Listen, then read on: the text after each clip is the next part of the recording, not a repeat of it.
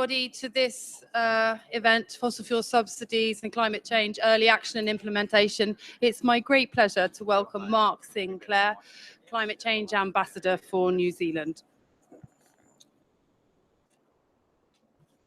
Thank you, Laura, and good afternoon, everybody. I'm Mark Sinclair, New Zealand's Climate Change Ambassador. It's a great privilege to chair this event on fossil fuel subsidy reform here, in particular here in Morocco, a country which has itself a splendid track record of reform and achievement on this very set of issues. So entirely appropriate to be addressing the big theme of fossil fuel subsidy reform here in Marrakesh.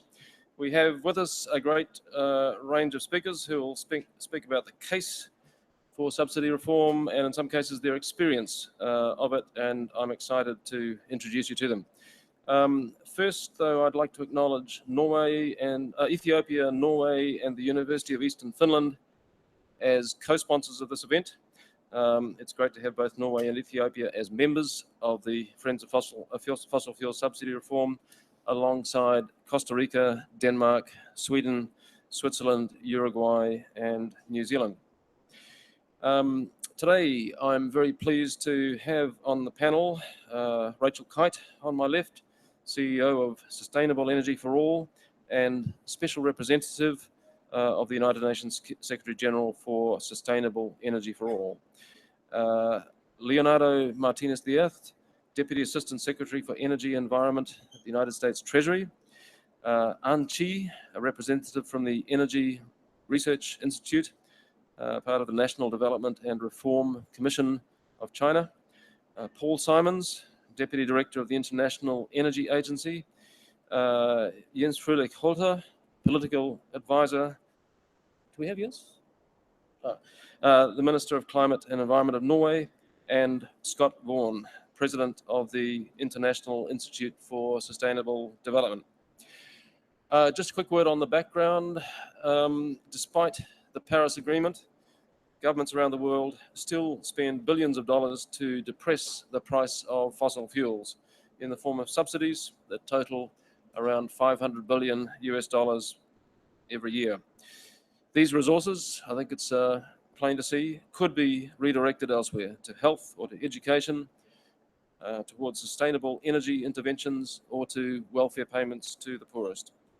They are an important missing piece of the climate change puzzle.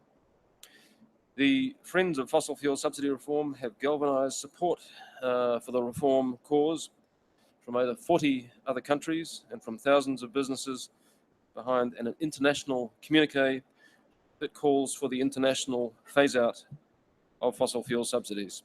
This communique was presented by world leaders to the then Executive Secretary of the UNFCCC, Christiana Figueres, at COP21 last year in Paris. It called for accelerated efforts to phase out subsidies to fossil fuels as a major contribution to our core task of climate change mitigation. That communique remains open for additional endorsements and as a rallying point for further action. We invite other governments represented in the room to join the growing international support for fossil fuel reform. This year, I think it's highly significant that both the United States and China launched peer reviews of subsidies. More countries, I'm sure, will follow. We have much to learn from China and the United States, and we're very, very pleased to have them on this discussion panel today, along with Norway, a member of the Friends Group, to offer a national perspective.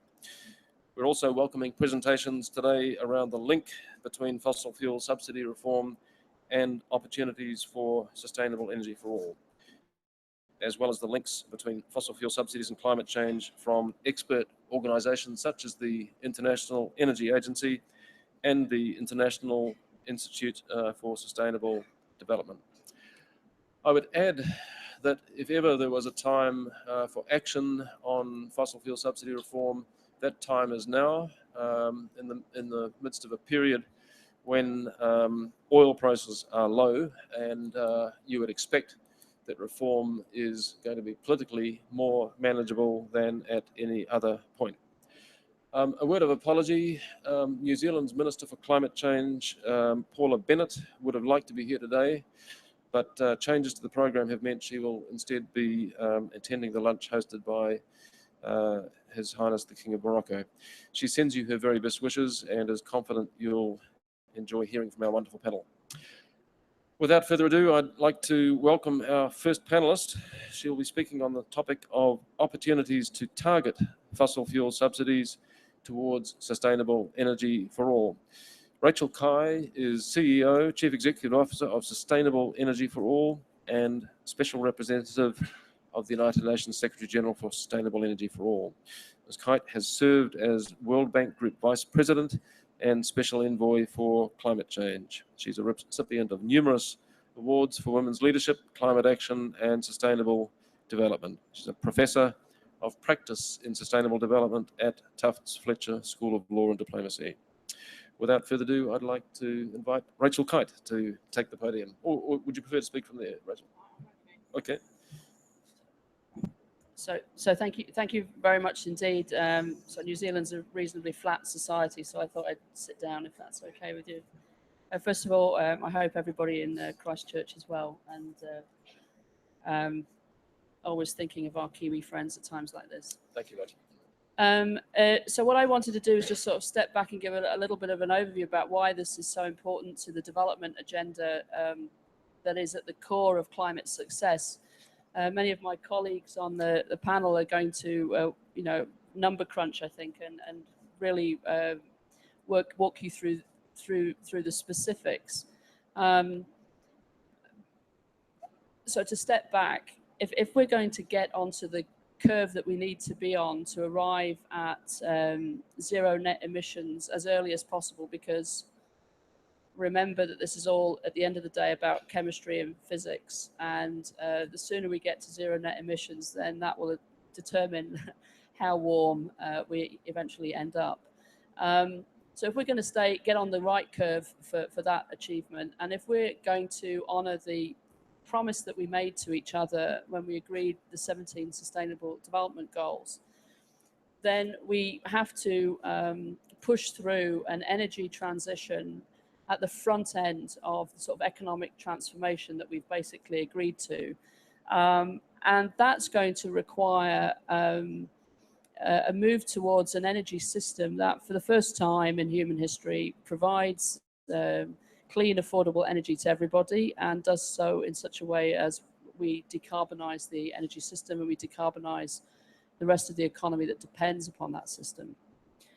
In order to do that, we have to finally resolve once and for all our innate reluctance to make energy productivity the most important thing everybody does every day. So we have to put energy productivity right at the forefront of our thinking about economic progress. We have to drive deep energy efficiency rapidly through the economy, and that applies to least developed countries as well as it does to middle income and to industrialized countries. For many reasons, including the immediate savings that least developed countries can achieve through not having to use their precious foreign currency on heavy fuel oil and diesel, etc. So an energy system where we put the premium on efficiency, an economy that puts a premium on energy productivity, carbon will be finite, and that we then focus on the need to close the energy access gap, because part of this whole social deal last year was that we would not leave anybody behind. We cannot release the potential of those 1.1 billion people without access to energy unless economically, unless they have reliable, affordable, clean energy. And we also can't release into the economy the potential, the opportunity, and the fulfillment of their rights of the 2.9 billion people who are depending on cooking methods which are not clean and which are dangerous to their health.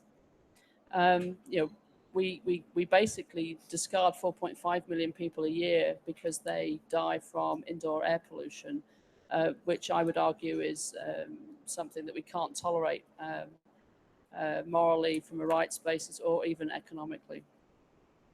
So an energy system that puts the premium on productivity, we drive energy efficiency first, we focus on closing the access gap, and then of course we achieve both of those things with this transition to much cleaner energy and renewable energy. But when we look at the current system, when we look at the incumbency in the institutions and in the energy system today, obviously we built an energy system that was dependent upon fossil fuels, then using that to generate power that went through centralized grids that got as far as they did, right? And they reached some people, they didn't reach others, polluting the atmosphere, although we didn't always understand all of that at the time that we built such power.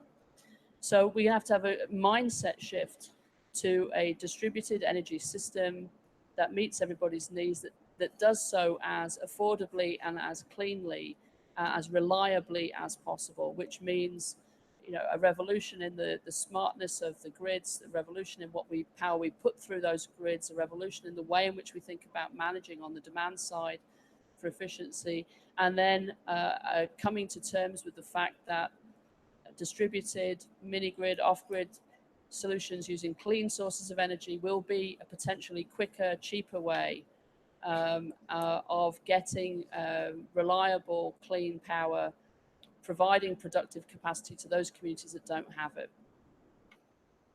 Now, of course, that incumbency and the inertia of the current system finds all kinds of subsidies and all kinds of support embedded in that system all the way through, some of which is very harmful to the objective now, which has to be, a much more efficient energy system that reaches everybody and which is integrating from a distributed and a centralized perspective, and is integrating renewables with other sources of energy.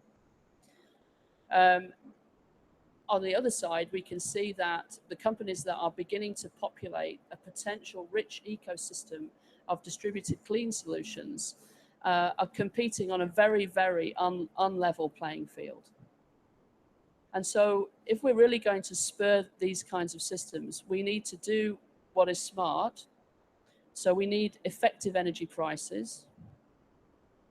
The quickest and easiest way to start getting towards effective energy prices is understanding that we will need integrated energy systems, putting a price on carbon, whichever way it needs to be done politically, but having that effective price on carbon emerge through different economies, getting rid of the harmful fossil fuel subsidies, and then taking a clear-eyed long-term view about where does the energy system need to be, at what point, and what subsidy and what public support is going to be provided to whom on a level basis in order to get an energy system that does meet everybody's needs and which is cleaner.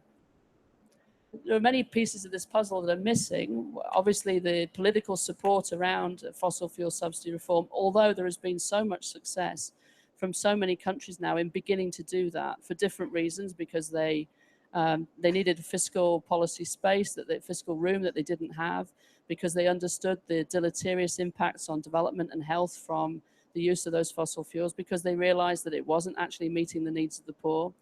But we've seen all kinds of different approaches to this. I was particularly interested in the way that Malawi has used its social safety net as a way to get support to the poor for their access to energy needs.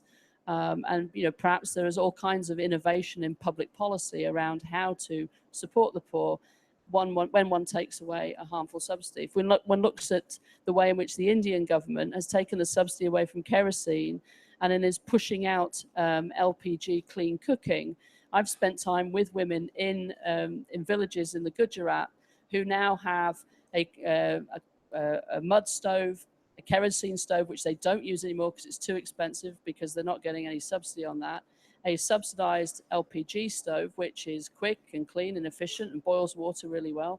And then many of them have an eco stove that they may have achieved through some kind of participation in microfinance or a social savings group. So we can see that there is lots of really good practice now emerging in the removal of fossil fuel subsidies.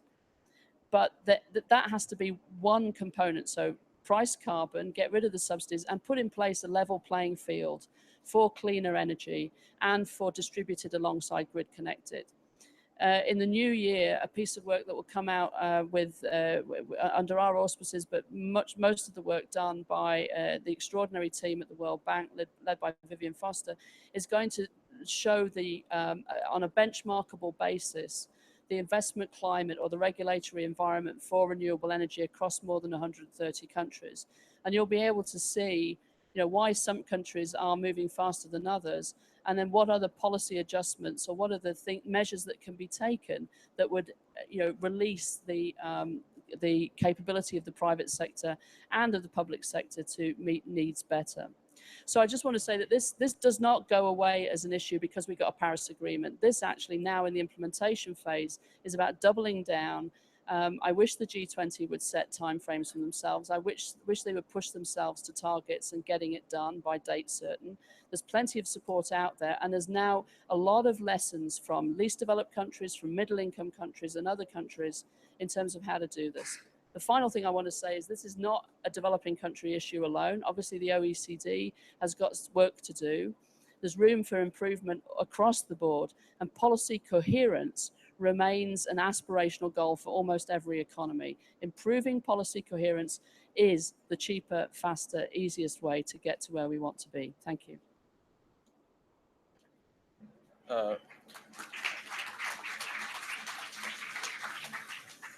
Rachel Kite, thank you very much for that very fine opening presentation.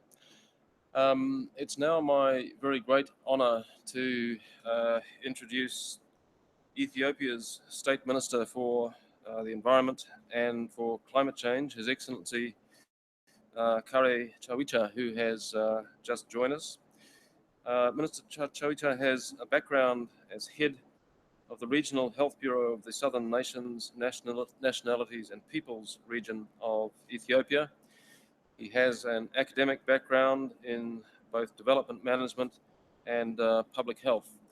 Today, we are delighted here as we sit on the continent of Africa to hear from him on Ethiopia's experience of fossil fuel subsidy reform. Your Excellency, I'd invite you to take the microphone. Thank you. Thank you very much. Good afternoon, everybody. Excellencies, heads of delegation, ladies and gentlemen. Thanks to the friends, many things are well known today about fossil fuel subsidies and their untold billions running against the green transition that climate resilient world needs. The world over, government spending on fossil fuel subsidies is skyrocketing to the tune of more than US dollar of $500 billion per year, plugging developing as well as developing countries.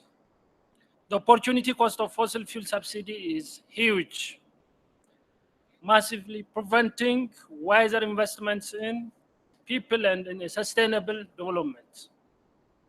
The true cost to the society at large make for depressing reading in terms of global and local pollution, deaths from respiratory disease, as well as all the squandered opportunity of public investments in education and other social services.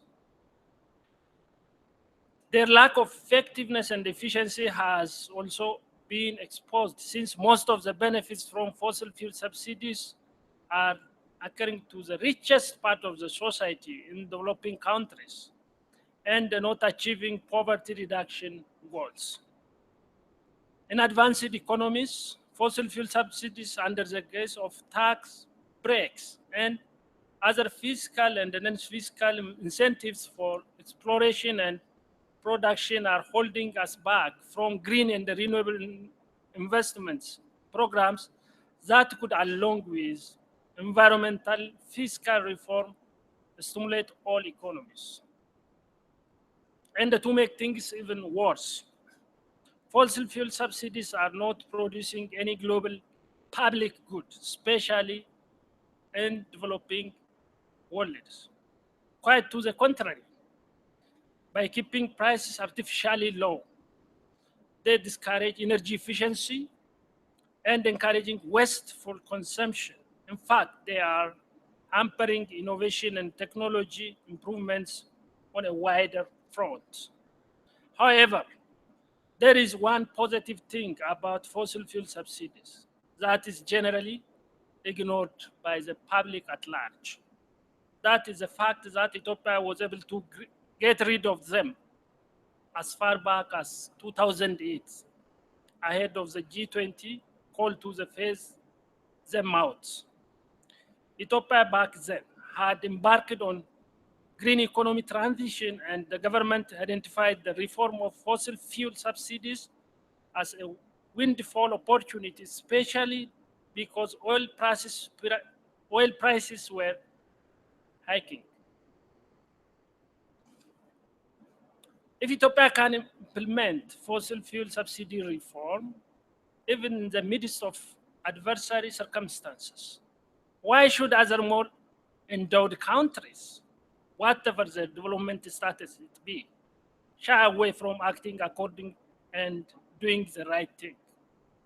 Of course, the weight of the interest group on which the benefit of fossil fuel subsidies are usually concentrated needs to be appreciated.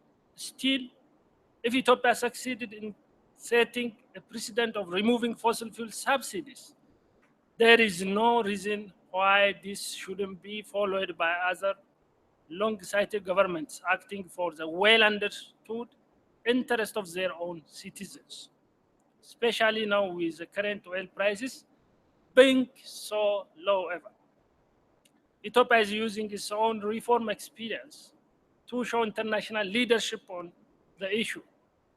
This is why Ethiopia joined the Friends of Fossil Fuel Subsidy Reform, supported the international communique, and efforts of all countries to phase these subsidies out by 2025. Our journey continues as home. Ethiopia electricity generation comes by far from renewable energy sources, which prove fit for meeting a fast increasing electricity demand. Energy efficiency is made available to households, especially in lighting and cooking. Investments in distributed clean energy solutions are most welcome. And all this is fully in line with the government's vision to become a middle-income country by the year 2025, while at the same time developing into a carbon-neutral economy. We encourage all countries to follow Ethiopia's lead and to phase out subsidies to fossil fuel and invest in more a sustainable future for the betterment of their citizens. Thank you very much for your attention.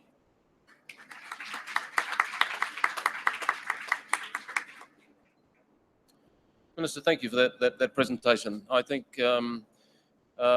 the fact that Ethiopia has embarked on this course with such success raises a pretty compelling question, which the minister identified. If we can do it, why can't other economies? So that, I think, is the question that should be before all of us here today. Next, I would like to turn to Leonardo Martinez-Diaz, who's the Deputy Assistant Secretary for Environment and Energy at the United States Treasury. In that capacity, he heads Treasury's work on climate finance, as well as the department's bilateral and multilateral efforts to fight climate change. He also represents the United States on the Council of the Global Environmental Facility and on the board of the Green Climate Fund. Mr. Martinez-Diaz specialized in international political economy at the Brookings Institution and in the Global Economic Governance Program at Oxford University. He's a graduate of Oxford University, where he was a Marshall Scholar. Today, he will be speaking specifically on the theme of transparency through peer review, with a specific focus on the United States' own peer review process. Deputy Assistant Secretary, over to you. Have we got? Thank you so much. It's always a pleasure to be part of these events. We have been strong supporters of the Friends for Fossil Fuel Subsidy Reform for several years now, and we will continue to lend our support. Today, I want to talk to you about a specific effort to try to make real some of the fossil fuel subsidy reform that is so important to all of us, and whose case has been made, I think, very eloquently already, both by Minister Chawicha and by Rachel. One of those ways has been the fossil fuel subsidy reform peer review process. I know that's quite a mouthful, but it's been an important part of the process. Back in 2009, when G20 leaders committed to phasing out fossil fuel subsidies over the medium term, one of those elements to try to advance that agenda was doing peer reviews within the G20. Now, why a peer review? Why do we think that's an effective way to advance the agenda? And I'll be honest with you, there were some observers who thought that the idea of a peer review was not going to be effective, that it would be more sort of window dressing than something effective.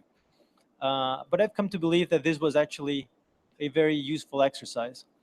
Now, those of you who may have seen peer reviews work in other parts of the international system may know that it can be helpful because it creates a safe space, if you will, for countries to have mutual learning and to exercise a mutual questioning, asking hard questions of one another, if you will. It's also better than simply self-reporting, because when you rely exclusively on countries self-reporting, of course, you only rely on the things that countries are comfortable saying in public. A peer review opens the space a bit further by introducing other actors who can also ask questions of one another, even if they are beyond the comfort zone, if you will, of the countries involved. And so there's more chances of getting new information out there in the public domain. And also, I think the peer review process sets a foundation for further discourse, further dialogue, and further public debate. So as a concept, we thought the peer review idea was promising. Now, in September, the US-China peer review, or set of peer reviews, was the first to be completed as part of this G20 process. And my colleague from the NDRC will talk to you about the Chinese perspective, but from the US perspective, we thought this was significant for a couple of reasons. The first is that the peer review marked a high point of technical cooperation between the US and China. Technical teams from both of our countries engaged in several months of substantive dialogue about inefficient fossil fuel subsidies. We conducted video conferences. We visited each other's countries. We had multiple face-to-face conversations. We asked each other hard questions. We conducted research and exchanged views in writing. And we were joined at various points by leading experts from the IMF and the OECD, as well as by officials from a number of countries, namely Germany, Indonesia, and Mexico. So once you had both the US and the China teams, which, by the way, included folks from across many different ministries, and you added the experts from the international organizations and the observers from other countries, you had in place what was essentially a group of concerned and informed people who were able to help us have a very substantive debate about what is otherwise and has been otherwise been a sensitive topic. The result of the work is that we've created a new level of transparency. And you can see the peer reviews. They are both publicly available on the G20 website. And they, I think, set a foundation for a broader and deeper debate. Now, we don't want this to be the end product. In fact, this is simply the end of the beginning.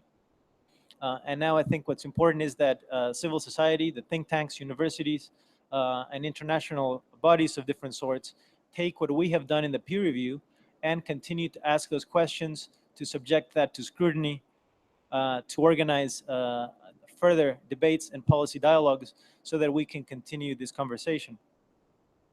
In the peer review for the United States, we identified 16 fossil fuel subsidies, and we have made clear our intention to reform all of them. What's important about the peer review is that not only was this an exercise in terms of identifying the inefficient fossil fuel subsidies, but also to identify the steps that we propose to take in order to phase them out or to rationalize them. Since 2010, President Obama has included in his budget proposals provisions to eliminate tax subsidies for domestic domestic fossil fuel producers, which together total about $5 billion a year. And we hope that this peer review will help continue that momentum. Now, as the Minister and Rachel mentioned, we are currently facing a window of opportunity because of the low oil prices. And we hope that this window of opportunity will be seized upon by many other countries.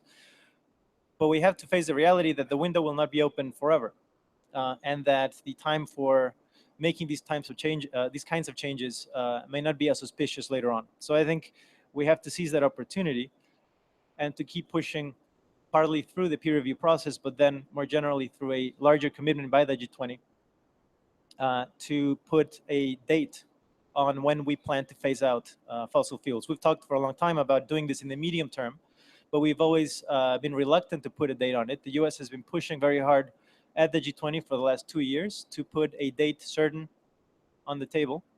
We'll continue to do that. We think it's important, but I think we also need civil society and others to enable us to do that very soon. I'm happy to say that Germany and Mexico will be the next set of countries to undertake a peer review. They're currently already working on that, and I think it'll be important for all of those who are interested to give them the support they need, and to also, once the peer reviews are released, to organize discussions and research around those peer reviews. And of course, we are inviting other G20 countries to also take up the challenge and to organize their own peer reviews as well. Finally, let me say that the peer review process and the inefficient fossil fuel subsidy reform has to be seen in the context of a larger set of complementary efforts to reduce greenhouse gas emissions.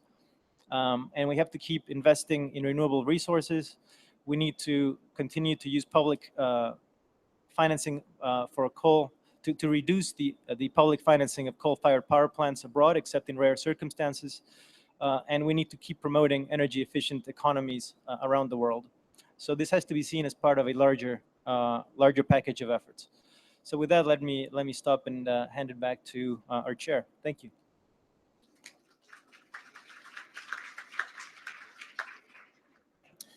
Thank you for that presentation, Mr. Martinez-Diaz. I must say it's immensely encouraging to see the world's largest economies taking on voluntary peer review of this sort. I think that sends a wider message to others in the G20 who will essentially determine the success of this path on which we've embarked under the Paris Agreement.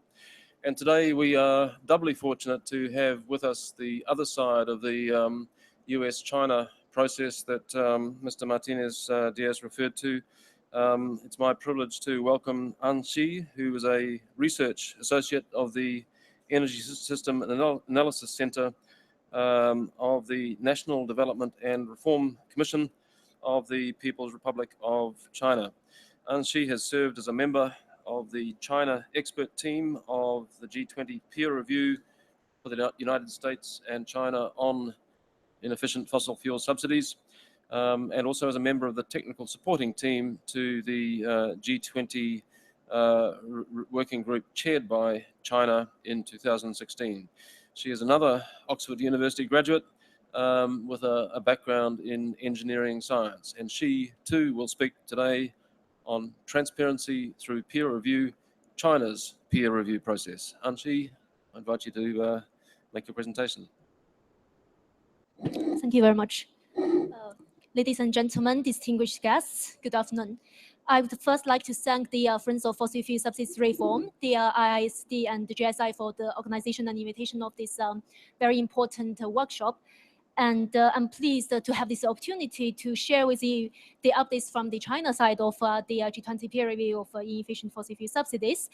I'm going to talk about the process of the peer review and also the points that the China team considered helpful in addition to Mr. Martinez-Diaz has mentioned and introduced. So the peer review arises from a background of a growing international consensus of phasing out inefficient fossil fuel subsidies. So this consensus was formed by the commitments of world leaders under G20, APEC, and also, like, for example, Friends of Fossil Fuel Subsidies, and also was supported by the research done by many international organizations and institutes, such as the International Energy Agency, the International Monetary Fund, and the World Bank, and also the IISD.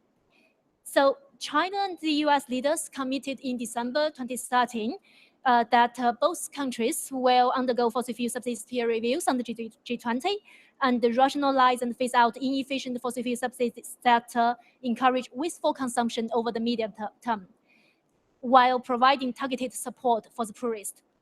So China and the US are the first nations to commit in participating the G20 voluntary peer reviews. Well, there are several motivations for China to conduct such a peer review.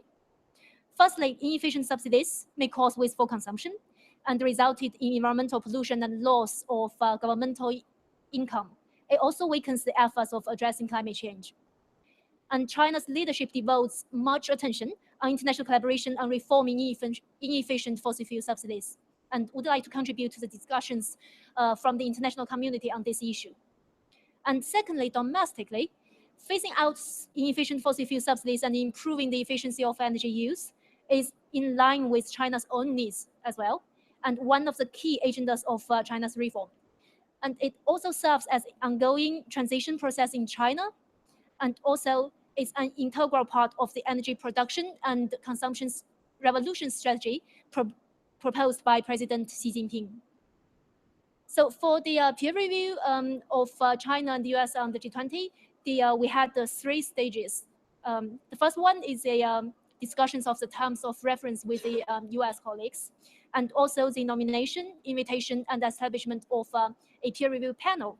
And this panel for China consisted with 15 delegates from the US, of course, and then in addition to that, Indonesia, Germany, OECD, and IMF. And the second stage is to conduct a self-review, which produces a self-report to share with the peer review panel. And that's a main basis for discussions for the peer review.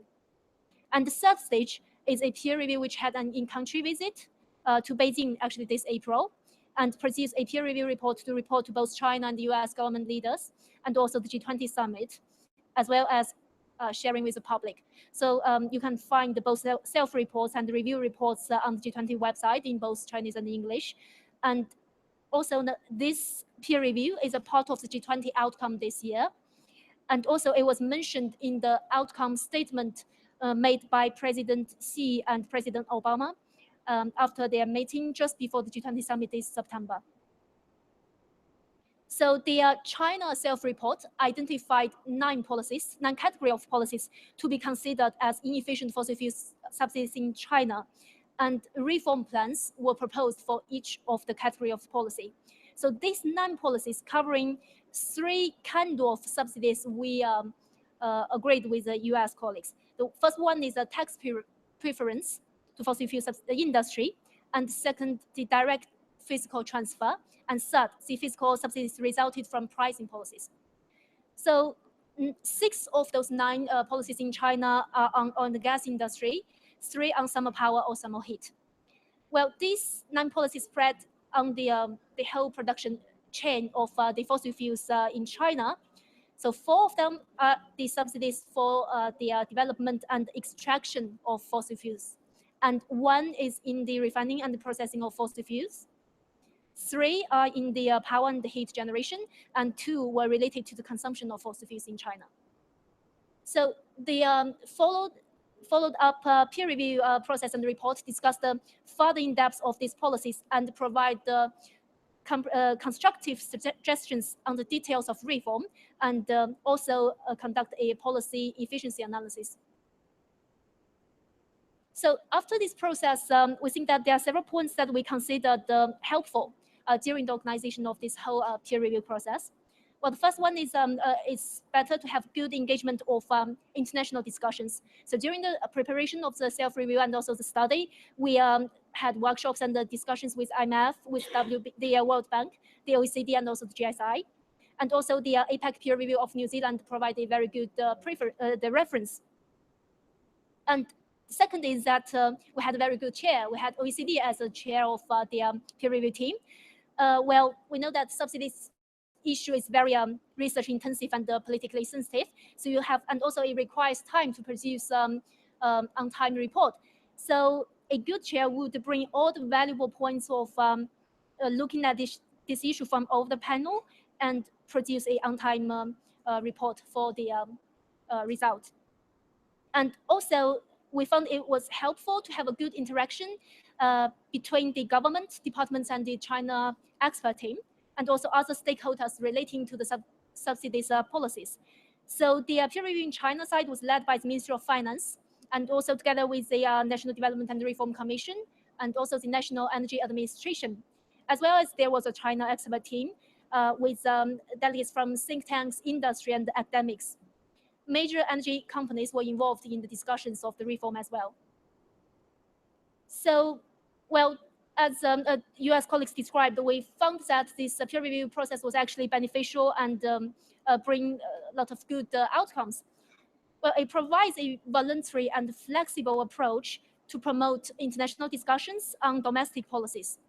Subsidies reform is difficult and, well, complex. So these discussions will provide good ways for sharing good experiences, lessons learned, and also best practice from the international community. And also it provides a good, and for some countries, a new angle for evaluation of fossil fuel policies. And this will serve better for energy transition process for a country. And third, it helped, well, in the China case with capacity building, like for example, the improvement of statistics and also like the tax expenditure system.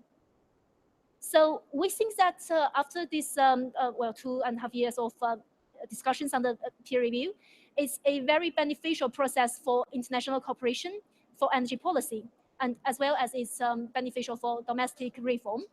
And we would like to thank again for United States and panelists' support for the process in China. And also we would like to recommend this process and encourage like countries who are considering doing a subsidies reform to conduct such a peer review. So that's the end of my talk. Thank you very much for your attention.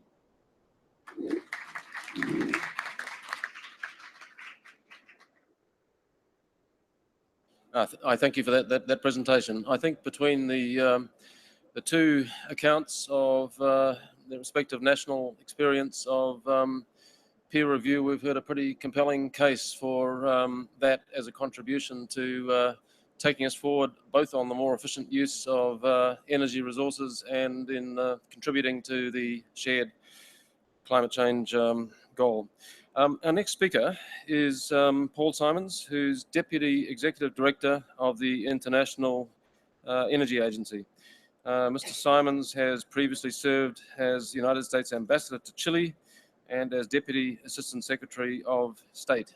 In that latter capacity, he was a delegate to the IEA Governing Board and chaired the IEA Standing Group on Long-Term Cooperation. He is a graduate of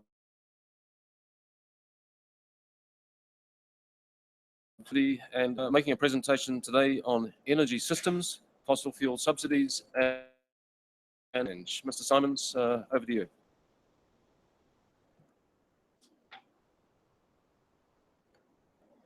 Thank you very much, and it's a real pleasure to join this distinguished and very like-minded group this afternoon to talk about a very, very important topic. And we thank the Friends of Fossil Fuel Subsidy Reform, as well as the IISD, New Zealand government, and others who have been working this issue so diligently. I recall last year at approximately this time, we were on a similar panel in Paris. So it's great to be back to discuss this issue. I think we have a lot of like-mindedness here, so I don't want to repeat too much that's been said by my colleagues, but I think it's fair to say that a number of us have been working together since the 2009 Pittsburgh summit to push this agenda forward, largely in the G20, but in other fora as well. And from our perspective, I think that Rachel made a very good point. There's a developmental benefit to phasing out fossil fuel subsidies, but there are also some traditional IEA type benefits as well. What we look at, for example, energy security.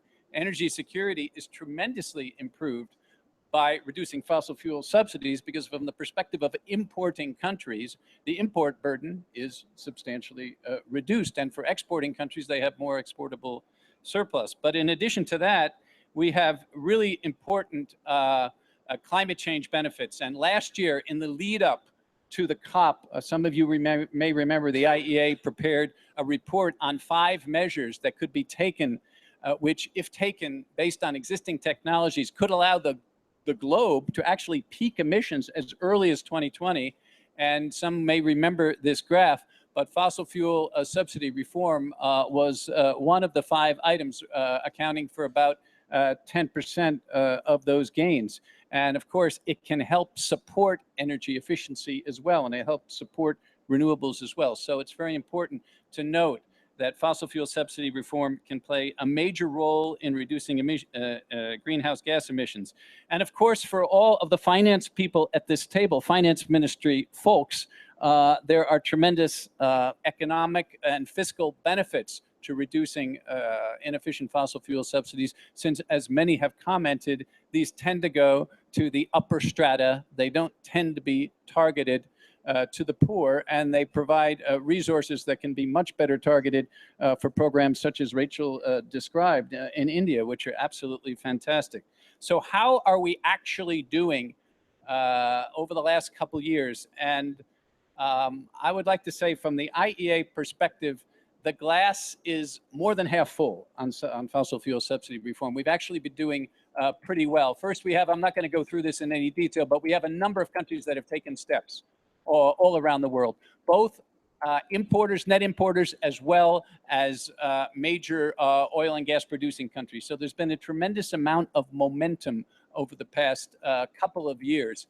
And in fact, we've seen the global total of fossil fuel subsidies go down substantially from about $500 billion in 2014 to $325 billion last year. So this is a substantial cut.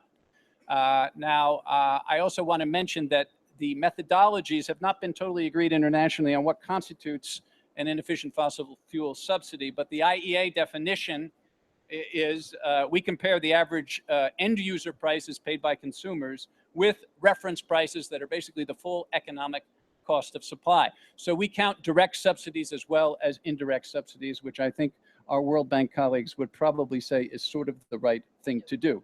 We don't count, the IMF has looked into counting externalities. We haven't gotten quite to that level yet, but we do look at the direct and indirect subsidies. So how have we been able to make this progress? And I think it's a combination of really 2 things going on here. First, the importing countries were suffering tremendous fiscal penalties from the very high increases in fossil fuel prices that went on between about 2011 and 2014. So the fiscal pressures got very, very difficult to contain. So you had countries like India, you had countries like Indonesia, Argentina, major importers who, for fiscal reasons and also for equity reasons, felt they had to move. And they did move, and they made major changes. I should add Mexico to that list. Even though it's an exporter, it felt the fiscal burden during the time that prices were going up. And then in the last year and a half, we have the major oil exporters who have been suffering the opposite problem, declining revenues, again, difficult budgetary situation from fossil fuel prices going back down again. They have made a number of discrete efforts and substantial and politically difficult efforts to reform their subsidies. So we've kind of, it's to some extent been the volatility in fossil fuel prices that has driven these reforms.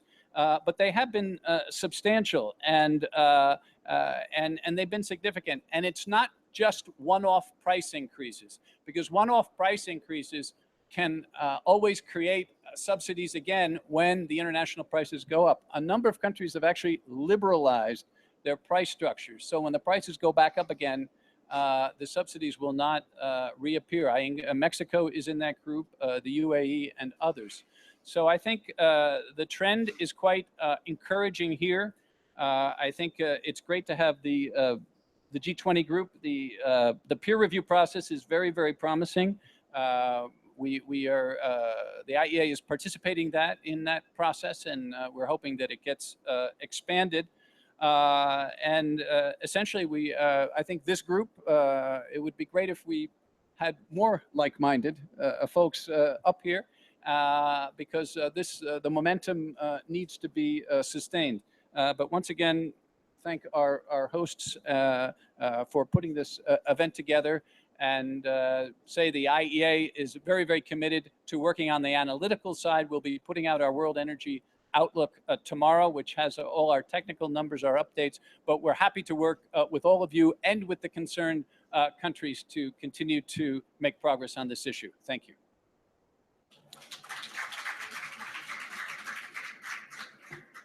I'd like to thank Mr. Simons for that presentation. It's I think particularly useful for this audience to see the numbers up there in the graphs.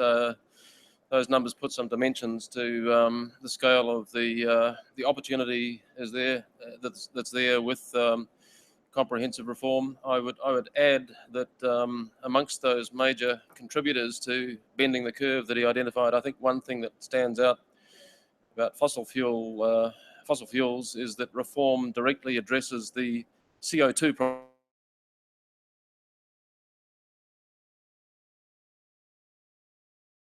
which is check again, Mr. Simons. The document you mentioned that's coming out tomorrow is the World Energy Outlook 2016 is being launched tomorrow in London, and I've just given a little a taster of the fossil fuel subsidy portion. Those numbers there were taken from that document in the graphs? Or? That's correct. I would like to turn next to Jens Frølich Hulter, political advisor to the Norwegian Minister of Climate and Environment. Jens has been a political advisor in the ministry since 2013 and previously for the Conservative Party parliamentary group. He's a graduate of the Norwegian School of Economics and the London School of Economics. He will speak today on Norway's experience of fossil fuel subsidy reform. Thank you. So, I mean, we're a like-minded group up here, and I suspect we're also a like-minded group in the rest of the room. So, I mean, if it is that easy, we all agree, how can it be so hard still? I'm a politician, so I can offer a politician's view on this, perhaps. Well, first of all, it's I think it's a matter of putting short-term gains ahead of long-term pains if you choose to have fossil subsidies. I mean, you have, as an elected politician, you have to worry about elections and voters, and maybe some politicians overestimate the impact of fossil fuels in election campaigns, but it's still it does matter, and it does matter to the calculations that many politicians do. Just random example: if you're a person looking to revive the coal industry in the country, you do put I mean, a short-term gain in popularity or votes ahead of the maybe long-term perspective, the long-term gains you have from perhaps instead focusing on improving your green competitiveness and I mean, if you keep doing fossil subsidies, you are essentially losing out on the great transition currently going on in I mean, every part of the world economy, basically. So that's the political calculus is it complicates things, surely. And then second point is that we need empirical data. We need more knowledge on this issue. The IEA, just as you saw, have produced very, very interesting numbers. But phasing out subsidies actually could result in a 10% reductions in greenhouse gases by 2030 from the energy sector. That's an immense number, and it's numbers like this that makes politicians and voters open their eyes and see what kind of gains we can have from phasing out fossil fuel subsidies. And also, what's been catching my interest lately is the research that's been done, and it's been done for years, on the distributional effects of fossil fuels, and that's very useful to know because they have. I mean, if you change or phase out the fossil fuel subsidy, it will usually impact a lot of people, and to have more knowledge on the distributional effects is extremely important, at least when you are dealing with voters as politicians are. Norway's experience with fossil fuel subsidy reform or pricing and taxing CO2 or greenhouse gases, it goes back quite some decades. We introduced our first carbon tax in 1990. That was a conservative government who proposed a CO2 tax on fuel for cars and diesel for trucks. That was actually a great success because the previous time a Norwegian government had tried to increase the price on emissions from the transportation sector. They were kicked out of government by the opposition. That was in 1986. So fuel taxes in Norway, it's a big political controversy. But as the 90s progressed, we increased taxes on CO2, not only the transportation sector, but we expanded it to other sectors as well. First, the oil and gas sector, which of course is quite big in Norway. The oil and gas sector not only has a CO2 tax, they also need to buy a EU emissions allowance. So they have a double penalty of sorts. And now, lately, we have also joined the mainland industry in the EU emissions trading scheme, even though we're not a part of the EU. So more and more sectors have been covered by a CO2 pricing or emissions trading scheme. I think the latest numbers is at around 85 or 90% of our emissions. They are now some kind of tax or emissions trading system, and that's good. I think our latest estimate is that if we removed our carbon pricing tomorrow, our emissions would increase by 40% or 30-40%. So they have a huge impact, and they are a cornerstone of our climate policy. So now we are looking at, of course, as I mentioned, there's 85 to 90%. So we still have some sectors to go that are not covered yet or covered fully. That we are very aware of. Agriculture and fisheries are two sectors that are lightly touched by climate regulation, to put it like that. So that's something we'll need to look into in the future.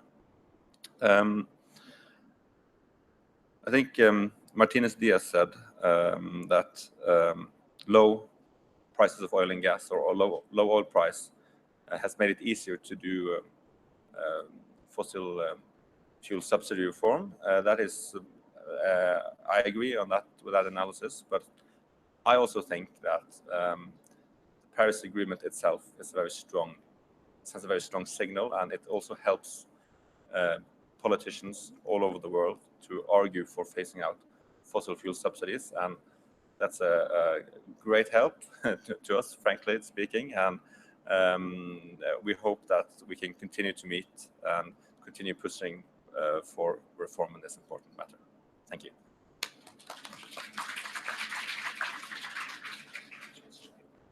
Thanks to Jens Holte for that presentation, including the useful reminder that politics is always going to be a consideration in managing reform in what can be a delicate area of policy. But the end of the story is a good one, of achievement in the face of political challenge. I would finally like to welcome Scott Vaughan, who is the President and CEO of the International Institute for Sustainable Development, and that includes the Global Subsidies Initiative, whose team have been so energetic in working over the years on this issue. Scott Vaughan has previously served as Canada's Commissioner of the Environment and Sustainable Development, and has held various positions with UNEP, the World Trade Organization, and the NAFTA Environment Commission. Today he's going to discuss the linkages between fossil fuel subsidy reform and climate change, and he's very generously taken on the challenge, the additional challenge of summing up key points to emerge from the presentations from other panelists. Scott Vaughan, please. Great, Ambassador, thank you very much. And I'm the last speaker, and I'll be very brief so we can have time for questions. So first of all, let me thank you, Ambassador, for facilitating this, and also the New Zealand and all our other partners in moving this initiative forward. Let me also thank my colleague Laura Merle from the IISD GSI initiative. So I'm just going to make a couple of brief comments. So the first is just setting the scene. I think we've all heard from really an extraordinary panel just how important this issue is, particularly as COP22. In 2014, around the world, governments spent roughly 4 times as much subsidizing fossil fuels than they do supporting renewable energy or private investments in energy efficiency. And the International Monetary Fund estimates that removing fossil fuel subsidies coupled with taxation of fossil fuels together would cut global greenhouse gas emissions by 23%, so almost 1/4 if you put those two things together. And we've heard from Paul and from Rachel and others, there are many countries that are now moving forward on this. So in 2014, roughly 30 countries, including Egypt, India, Indonesia, and others, have made impressive drives and changes in removing their fossil fuel subsidies. And those have been driven by not only climate, but also because of domestic economic concerns, environmental concerns, and social equity issues. So I wanted first to acknowledge the leadership of Ethiopia. And if we look at all the different initiatives that have been underway from Morocco, Philippines, Peru, and others, each one of those would similarly be impressive. I wanted to signal the leadership of Ethiopia. Prior to its reforms, Ethiopia was spending roughly $50 million a month or $600 million a year on subsidizing fossil fuel. And that's equivalent to almost half of their total export earnings. In 2008, Ethiopia introduced an automatic pricing mechanism that dramatically reduced the cost of fossil fuel subsidies, and also then opened up the windows that Rachel and others have pointed to, which is increased funding for energy efficiency and also increased access to energy services, particularly in rural areas and pro-poor. So, I mean, our core message from IISD is, if Ethiopia can do this, we can all do this. And so just to acknowledge the leadership of your country, Minister. So I wanted to make 4 quick comments and just building upon this, the panel. So the first is that subsidy reform is part of the NDC process. And then secondly, as we heard from Secretary Martinez and our colleague from NRDC, the international peer review process is really important. I think Mr. Martinez rightly said it gives a safe space in the similar way that OECD peer reviews, WTO peer reviews, and others in the international mechanism. By having that peer-to-peer learning, it has built upon and accelerated reforms. The third, which we may not be as like-minded about, so I had to find someone, Mr. Chair, is that ISD believes that we could do better in accelerating the timetable of fossil fuel elimination from the current timetable of 2025 to 2020. And then finally, just to reiterate the critical importance of having pro-poor in any subsidy reform. So the first one on linking subsidy reform to the NDC process. We know at least 14 countries have included fossil fuel reforms within their NDCs. And research by colleagues at ISD suggests, as we've heard before, that the benefits from immediate gains on reducing greenhouse gas emissions can be around between 3% to 2020 to 8% by 2050, just by making those measures alone. But coupling them with other measures, including shifting to investments in renewable energy and energy efficiency, the numbers go up dramatically, 18% compared to business as usual or more. And so therefore, for those other countries that are considering looking at what to include within their NDC package, including this issue of fossil fuel subsidy reform makes compelling sense. The second is just to underscore the peer review mechanism process and just how important it is, and acknowledge the leadership of both the United States and China. We've heard from both of them in terms of what they've learned from the process. The published review from the United States, as we've heard from Secretary Martinez, identified 16 subsidy programs totaling about $8.2 billion. And similarly, China's review, as we've just heard, listed 9 areas of subsidy and worth about $14.5 billion. And just as we've also heard as well, a number of other countries, including in the G20 process, are beginning or are undertaking their reviews. Peru, New Zealand, Philippines, Chinese Taipei, and a number of other countries, Germany and Mexico and others are moving ahead. So I think it would be important as we begin and this review process continues, that we have a comparison about what we're learning with a growing number of countries, and also to encourage again for any countries that haven't joined up to do so. The third is the international action process. I think there's increasing agreement, as we've all heard, that phasing out inefficient fossil fuel subsidies from the Pittsburgh G20 commitment is compellingly important from a climate and other perspectives. The G7 has pledged to phase it out by 2025. There's been a group across a range of different actors, insurers representing over $1 trillion, hundreds of NGOs and other groups, including IISD, think that we can go faster. And I think we can go faster because of the urgency of the climate science that we're all facing, which is why we're all here in Marrakesh. And so our work is looking at, we can do this by 2020. And so therefore to support reviewing that 2025 mechanism to go to an accelerated level of ambition. And then finally, as we've just heard from Rachel and from others, the question of pro-poor has to be at the forefront of any domestic measures. And one of those is coal. So if we look at the full cost to society, taking into account in the cost of generating electricity from coal, it's already substantially higher today than renewable energy. And then the GSI from ISD colleagues estimated that in China, the cost of subsidies, GHG emissions, and local air pollution, including PM2.5 and others, is at least 10 times greater than the cost of subsidies paid to renewable energy. And so what I also like to say that many of these in-country examples are found in this book, which is at the back, which is called Learning from Leaders. And so if we take the cost of coal into account, there's the arithmetic of it, as Jeffrey Sachs and others have argued, argue for a much more ambitious and urgent need to immediately phase out subsidies from coal.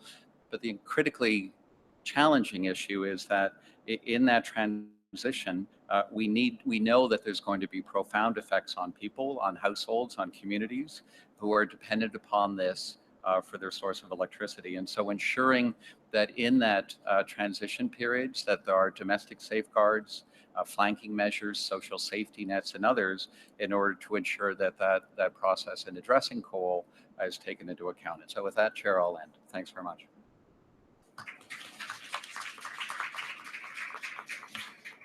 Look, a big thank you to Scott Vaughan for that splendid synthesis to wind up the formal presentation today. I'd particularly like to thank him for reminding us of that number from the IMF, the combination of comprehensive fossil fuel subsidy reform and the introduction, the application of appropriate levels of taxation for fossil fuels, delivering a combined cut in global greenhouse gas emissions of 23%. That's an enormous number and directly relevant to the cause that has brought us all here to Marrakesh. This Marrakesh COP21 is the action COP. Before we throw open the floor to the audience, I'd like to get snap reaction from each of our panelists to the question, what can we do to identify and leverage opportunities for future international action on fossil fuel subsidies reform? We've heard a bit about it today. I'd like to give them a chance to bring it together at the end of the presentations.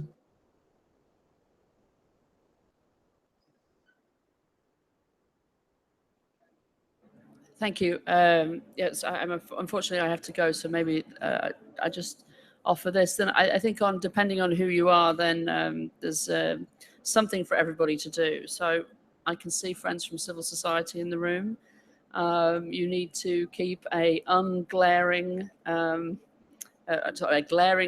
spotlight on this issue. As I said in my introductory comments, there's a cheaper, easier way to do this, and then there's a sort of expensive and convoluted way to do this.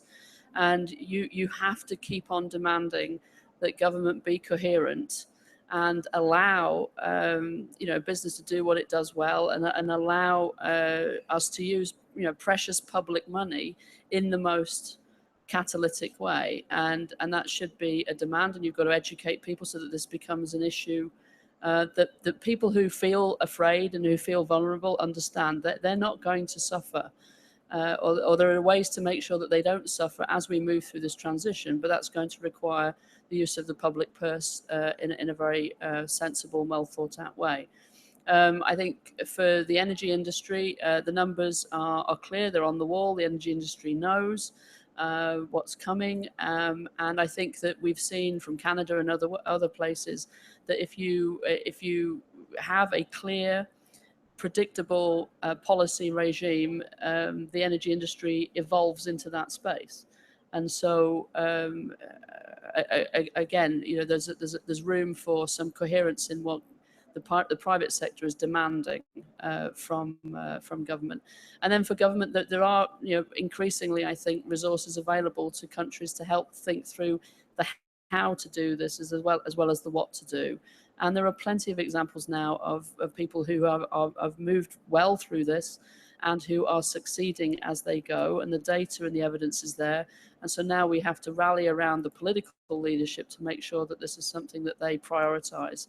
The cost of inaction is so far above the cost of action on this point that we need to support and give confidence to those who have to make a different decision, because sitting still and not making that decision will just cost more down the line. Rachel, thank you. I'd like to turn next to Minister Chawija, again on the theme. Any quick further thoughts on action to deliver on fossil fuel subsidy reform? Thank you very much, Mr. Chair. And the issue here is why we do remove fossil fuel subsidies. I mean, what we are going to do with the amount that is removed from fossil fuel subsidies.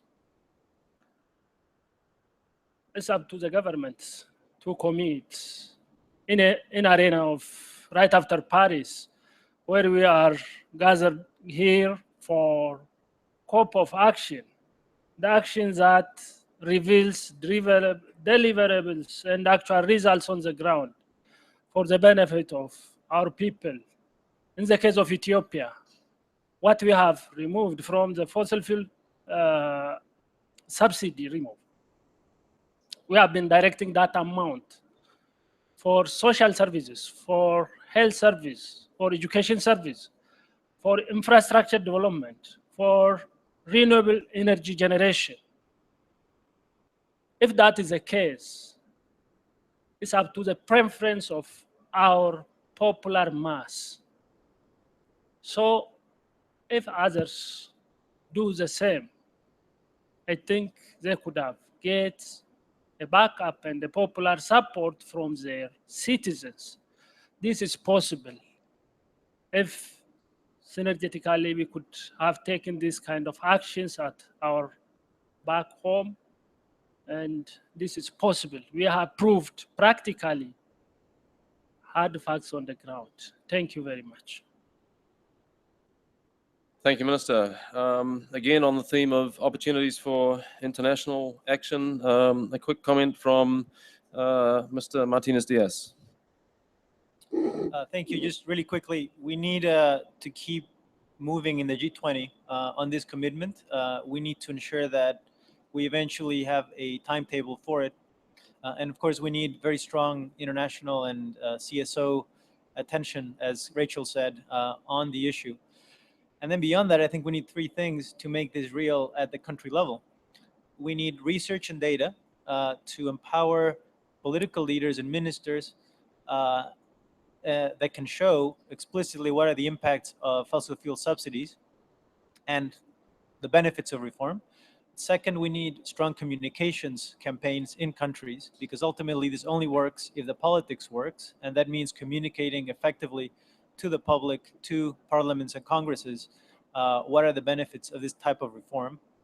And finally, we need good policy design to help countries make the transition from subsidies to streamlined or rationalized subsidies in order to protect the poorest and most vulnerable. And it has to be, those bridge policies have to be in place if this is going to work. So we need those three things so that this can happen on the ground. Thank you for those thoughts. On the same question, Ms. Anchi. Thank you. I would say knowledge sharing for international community, because we have brought this issue to the very top level leadership commitment and agreements. And also we've been discussing of this issue in the international community for many years already. And we brought this issue to COP now and linked this subsidies issue to climate change. So we had a lot of discussions, but to deliver the result of reform is far more difficult and complex than just making their commitments. And that's that requires a lot of support from the knowledge, from the analysis of the subsidies policies. How can they best fit the country specifics, like with large population countries or like low population countries, with energy producers, consumers, and transitioning energy transmission countries.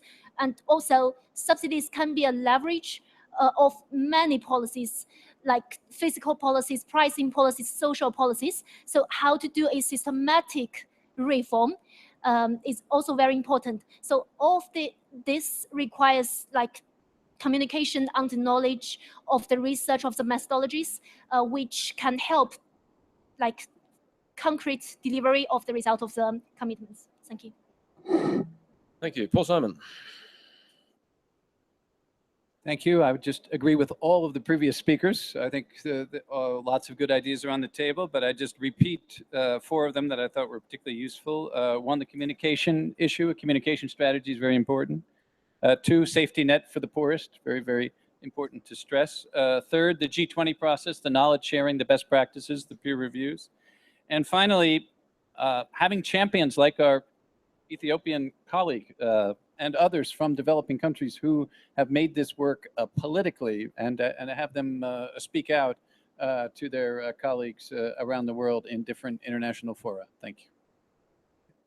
And Jens Kulte. Yeah, I can say I also agree with the panelists, and especially also the examples of developing countries that, like Ethiopia, that shows it's possible for everyone to do this. And also just a little political angle that it's important to engage politicians in all of your own countries. And if you meet a right-wing politician, say, why are you throwing my taxpayers' money out the window? If you meet left-wing politicians, why are you subsidizing rich people driving SUVs? I mean, it's possible to adapt your arguments and rhetoric to show that this is a perfectly sensible thing to do for all political parties. Scott, would you like one more bite? You've already okay, go for it.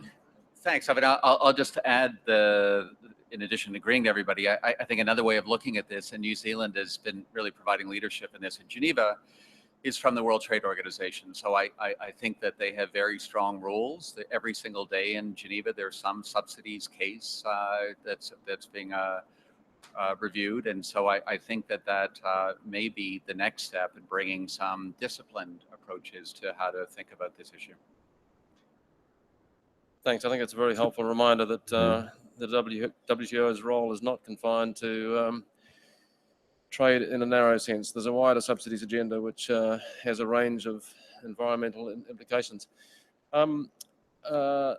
It's been a great presentation from the panels. We're up against time, but I'd like to offer an opportunity for questions from the floor. They'll have to be quick questions and quick answers. First of all, the speaker. Hey, thank you. My name is Mari. I'm from Changemaker in Norway, and I want to ask a question for Jens.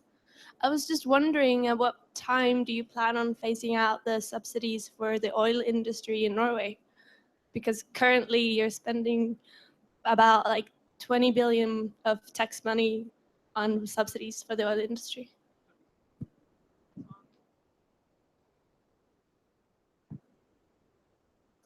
Elizabeth Farina from Brazil. I would like to hear a little bit more about some examples of indirect inefficient subsidies. Mr. Paul Simons mentioned that there are some methodological issues included in these definitions. And if you could give us some ideas on which subsidies that are not obvious. Let's take 2 or 3 more questions, and then we'll throw it open to members of the panel to volunteer to respond. Down the back. Hi there. My name's Alex from New Zealand. Given what we've heard today about the leadership of developing countries such as Ethiopia in removing both consumption and supply side subsidies, my question is what role, if any, should supply side subsidies play in developed countries such as New Zealand, which currently maintains subsidies for the oil and gas industries? Okay. Question down the front here.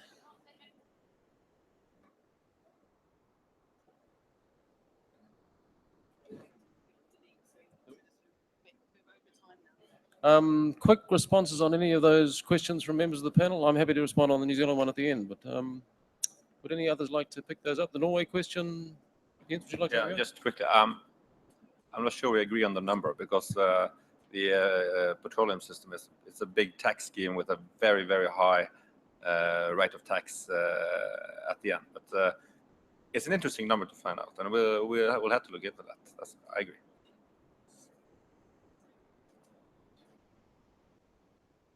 Thank you. There's a question about what the indirect subsidies are. I think the best example are oil exporting countries who have transfer pricing. Let's say what price they sell the natural gas or what price they'll sell the oil to the electricity utility, which then sells to the public. So if there could be a disguised subsidy, if they don't charge the market price, it won't look on anybody's book that there's a subsidy, but there has been an implicit subsidy because that barrel of oil could otherwise have been exported at full export price, and it might be transferred domestically at lower price. So a lot of the implicit subsidies are those sorts of price, those sort of internal pricing issues, transfer pricing issues.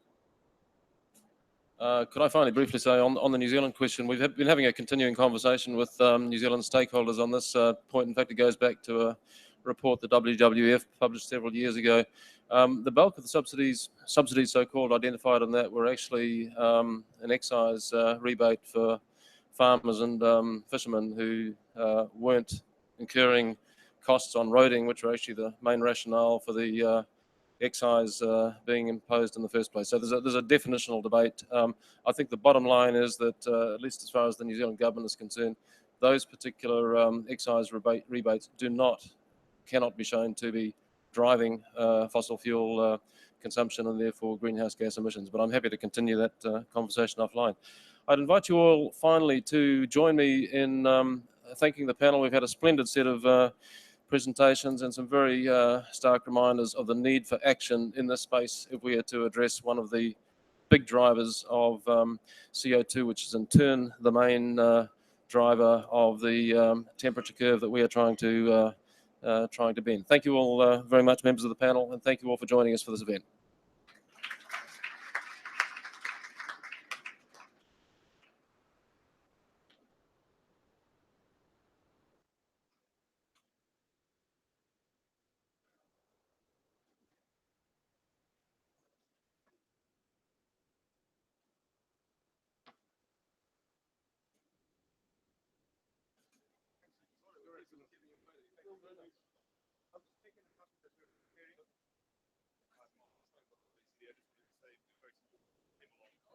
and she also has